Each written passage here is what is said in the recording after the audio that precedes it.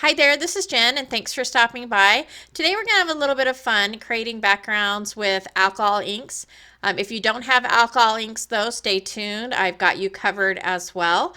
I'm also going to show you how you can clean up the alcohol inks after you're done, especially when you use it with a stamp or a stencil or something like that. And I just wanted to give a word of caution if you are sensitive to smells. The smell of the isopropyl alcohol as well as the alcohol inks can be very strong. So please work in a well-ventilated area or wear a mask.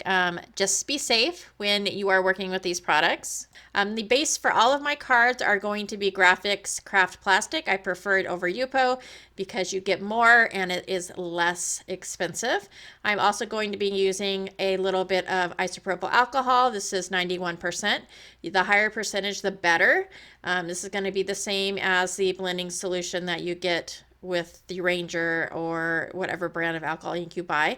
I'm using a pipette so that I can grab that alcohol ink out of the container.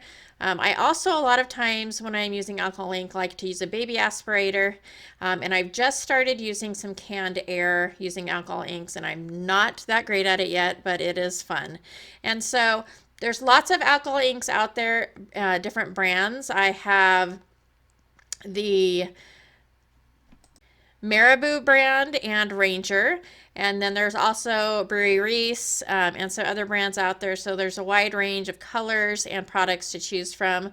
And alcohol inks dry fairly quickly. There are areas that don't dry as quickly, but for the most part, when you've got the alcohol ink on your paper, is going to dry fairly quickly, and the blending solution or the isopropyl alcohol is going to help to move that color around again. So if your ink is drying and you still want to work with it, all you have to do is apply a little bit of that isopropyl alcohol and it will reactivate that color and start moving it around.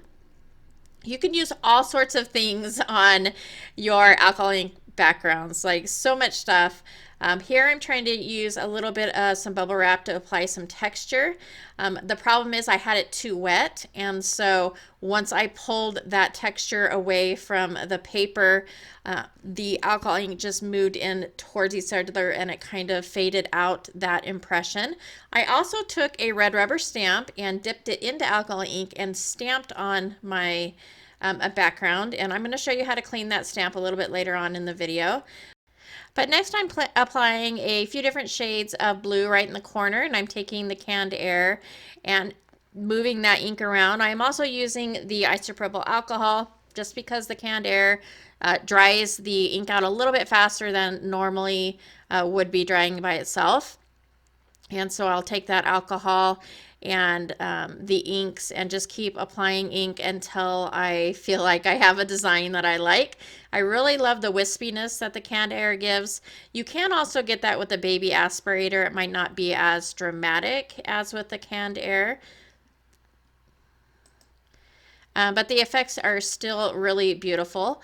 And then I'm going to take the other corner and use some shades of pink and use that canned air again and just move that color around. And I mentioned that the paper I'm using is Grafix craft plastic. It comes in opaque white and it comes in a black as well, which is awesome for metallics and like glittery alcohol inks. And one of the reasons I love it is because it takes heat really a whole lot better than Yupo does. And so that is a plus. So if you don't have alcohol inks, you have alcohol ink markers, you can use those instead. And all I've done here is I've just taken my alcohol markers, put a little bit of color down, and I'm using my pipette to grab some of that isopropyl alcohol and drop it onto my background. And that's pretty much all I did for this. I love those big circles in the backgrounds. I always try and go for that effect. That is so pretty, I think. And so my next background, I am using some purple and yellow.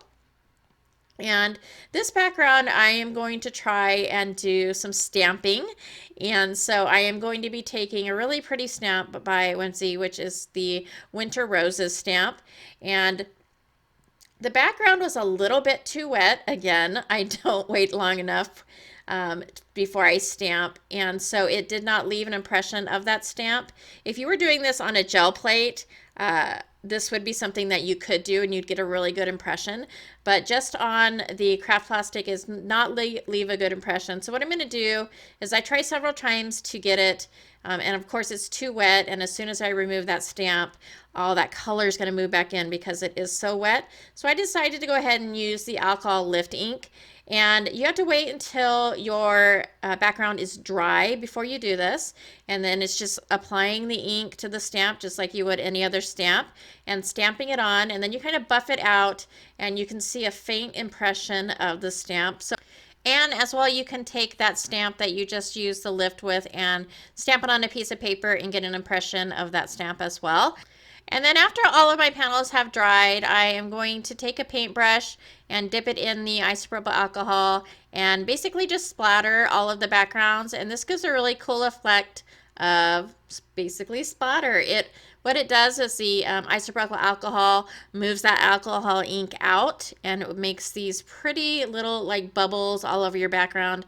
You cannot do this when it's wet. It will just fade out and disappear.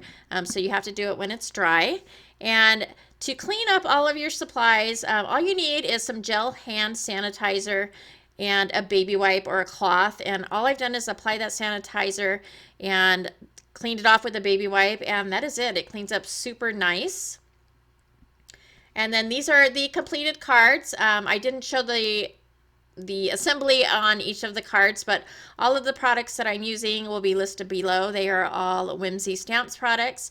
That first one is the butterfly. It's probably my favorite, but this is a close second right here. Here's that bubble background that I used the alcohol markers on, and I just made some little balloons using a micron marker and colored up that little Yeti, who is super adorable, and made a birthday card for that.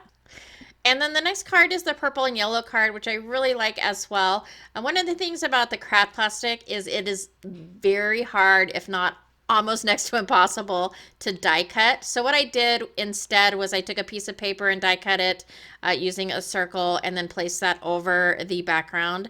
And then I added the hello sentiment. And then for the last card, I went ahead and I used this heart die from Whimsy and offset that a little bit. I trimmed down the panel a little bit smaller than my card base panel and then added a sentiment and sequins to that as well. And that will finish off the cards. This was a lot of fun.